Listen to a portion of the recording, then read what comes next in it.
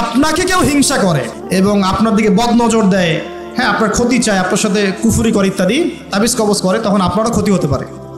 চোখ লাগলে, বদনজর হলে, তাবিজ কবজ, আপনার ক্ষতি হতে পারে। আর এই ক্ষতি থেকে আপনি বাঁচবেন কিভাবে? এটা তো আপনার হাতে নাই, তাই না?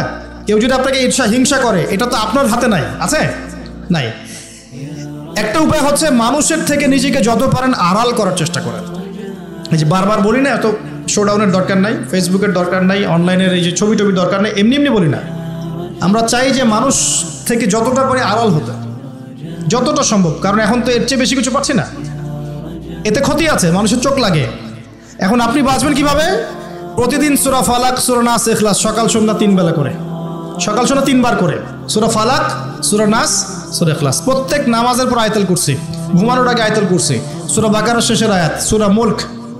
এই যে কোরআনিক চিকিৎসাগুলো আপনি যদি গ্রহণ করেন, ইনশাআল্লাহ তাআলা আপনি চোখ লাগা থেকে বাঁচবেন। ইনশাআল্লাহ ইনশাআল্লাহ আপনি বদনজর থেকে বাঁচবেন, হিংসার কুপ্রভাব থেকে বাঁচবেন ইনশাআল্লাহ।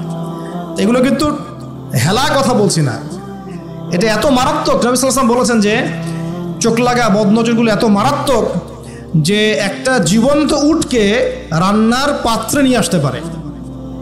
এত ডেঞ্জারাস, এত ডেঞ্জারাস।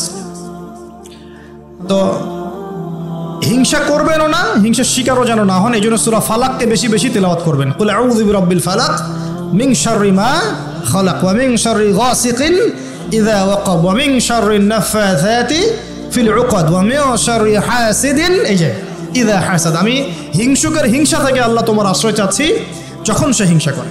পারবেন ইনশাআল্লাহ?